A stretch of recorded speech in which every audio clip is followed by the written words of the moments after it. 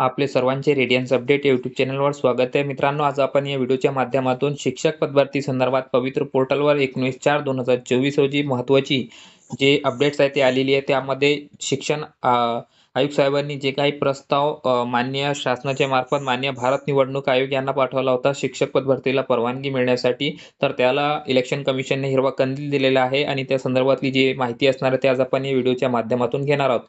त्यापूर्वी आपण जर चॅनलवर नवीन असाल तर चॅनलला सबस्क्राईब करत चला, जेणेकरून तुमच्याकडून कोणतीही माहितीची अपडेट मिस होणार नाही.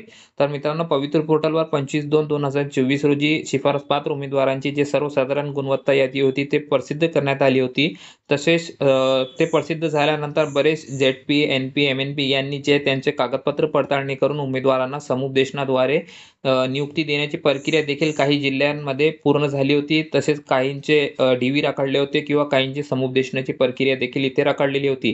कारण त्यामध्ये भारत निवडणूक आयोग यांनी मार्च महिन्याच्या 16 तारखेला जे आचारसंहिता आहे ते लागू केली होती. तर 2024चा जेव्हा लोकसभेचा इलेक्शनचा जे कार्यक्रम घोषित झाला त्या दिवसापासून आदर्श आचारसंहिता राज्यासहित देशांमध्ये लागू होती.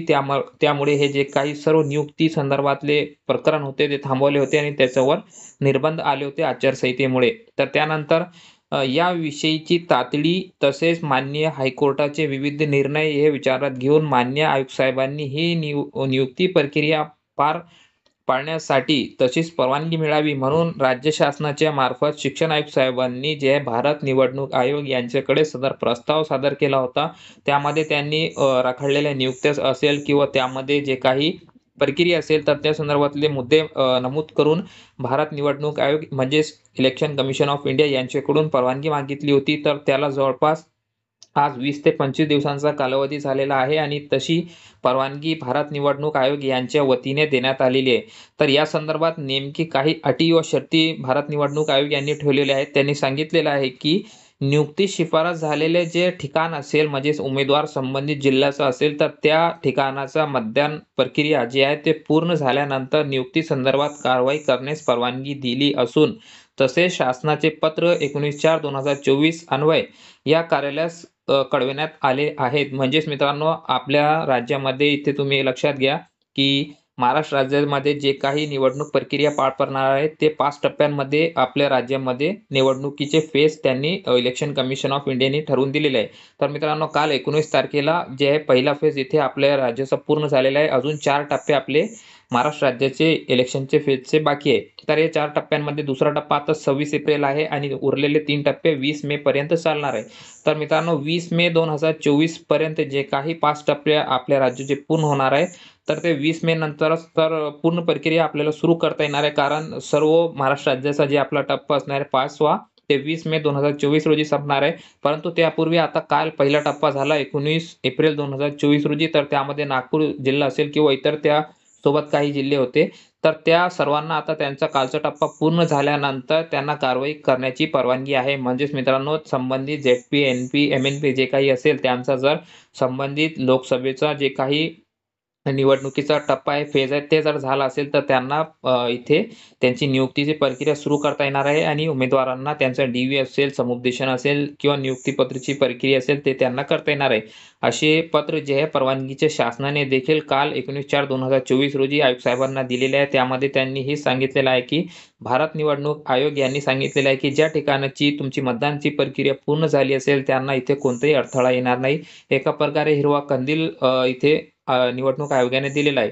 त्यानुसार वरील प्रमाणे कारवाई करण्यासंदर्भात जे नियुक्ती प्राधिकारी आहेत यांना निर्देश देण्यात आलेले आहे. आता आयुक्त साहेबांनी खालचे जे काही नियुक्ती प्राधिकारी आहेत ZPचे, NPचे, MNPचे यांना कळवलेलं आहे की तुमचा जर फेज झाला असेल, तुमच्या जिल्ह्याची मतदान प्रक्रिया जर पूर्ण झाली असेल तर तुम्ही पुढील कामे करू शकता. आता तुम्हाला थांबवण्याची काही गरज नाही, कारण इथे निवडणूक आयोगाने आपल्याला परवानगी दिलेली आहे. तर मित्रांनो, ही महत्त्वाची अपडेट्स होती.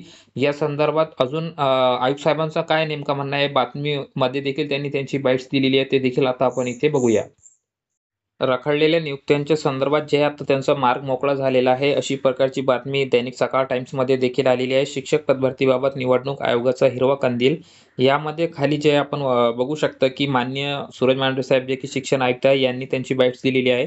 शिक्षक पदभरती प्रक्रियेत निवड झालेल्या उमेदवारांना जे आहे त्यांचे शिक्षक म्हणून शिफारस ही लोकसभा निवडणुकीची आचारसंहिता लागू होण्यापूर्वीच जाहीर करण्यात आली होती.